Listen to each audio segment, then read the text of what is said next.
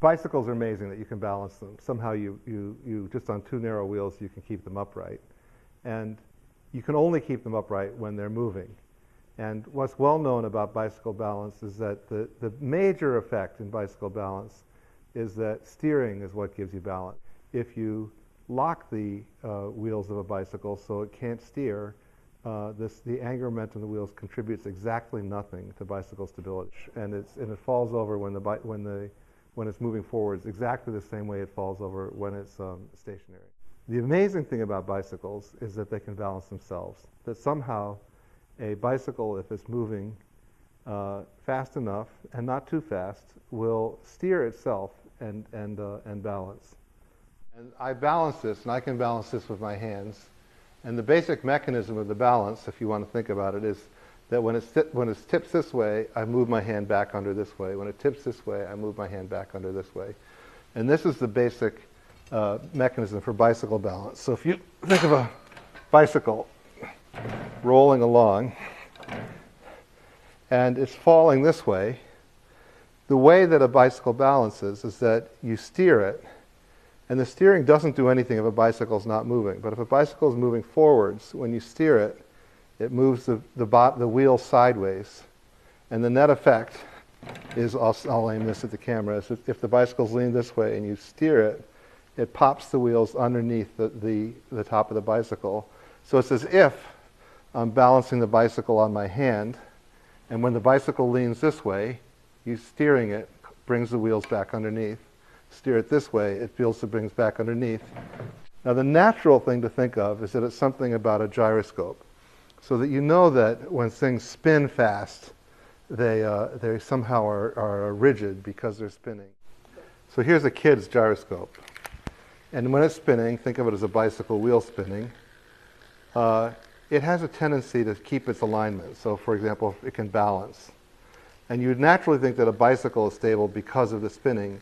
And as I said, what we showed is that when you tied the handlebars and don't let it steer, this gyroscopic effect doesn't give any stability.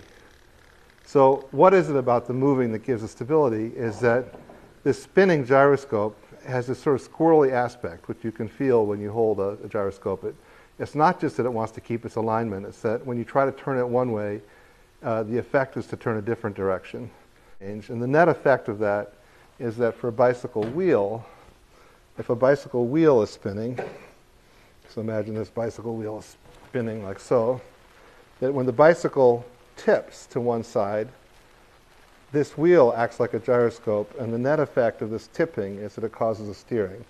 And then the result of that steering is that the bottom moves to the side, and the bottom and the wheels are brought back under the bicycle. So that's one of the explanations for how bicycles can be self-stable. It's a gyroscopic effect. The other claim about bicycle self-stability, how they can balance themselves, has to do with the caster. So this is a caster, and what a caster is a wheel, but the wheel itself is mounted on something which has another axis. So where you see these, for example, is in the front wheels of grocery carts and on the bottoms of chairs and things like that. The job of this caster is that if you have some piece of furniture or a grocery cart and it moves in one direction, the wheel follows around however you roll it. Now if you look at this thing, a bicycle in disguise is itself a caster, because here we have a bearing for steering, and here we have a wheel which rolls on an axle. If you look at the bicycle, it's got this bearing for steering and a wheel that rolls on an axle. It's got different size to it. Now this effect that the caster has, that it follows whichever way you move it, the reason it follows is because this wheel contact point is behind this pivoting or steering axis. And on a bicycle, this is a subtle bit of the geometry, but if you look at this steering axis, it comes down in a line like this, and it hits the floor about here, just under here, whereas the wheel contact is back here. So the calculations showed that neither gyroscopic or trail effects were important, and then Jim Papadopoulos designed on pencil and paper a bicycle that did not have these effects. I then gave the challenge to my friend Arend Schwab in the Netherlands, and he with his student Jody Koyman built one of these TMS, two-mast gate bicycles. So what it is, it's a funny-looking thing that looks maybe more like a scooter. But the idea is that it has no gyroscopic effect, no spin angular momentum effect, because it has two front wheels and two back wheels. The second front wheel doesn't touch the ground, it just spins backwards to cancel the angular momentum, and the second back wheel spins backwards to cancel the angular momentum. And it doesn't have this caster effect because it has the ground contact point actually slightly forward of the steering axis instead of behind the steering axis as in a conventional bicycle. And they pushed it, and it would balance itself, and they knock it sideways a little bit, and it would pop back upright, just like the calculations said it should do. It has to be that somehow leaning causes steering. But there are various mechanical effects, besides the gyroscopic effect and besides the caster effect, where leaning can cause steering. And the mechanism that that bicycle has for being self-stable is that it has a mass in the front assembly which is forward of the steering axis, and it has a mass in the frame.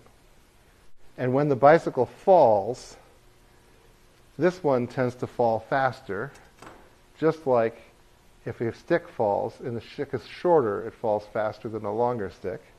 So this front mass falls faster than the rear mass, but they're connected to each other by the steering axis, so in its attempt to fall faster, it causes steering.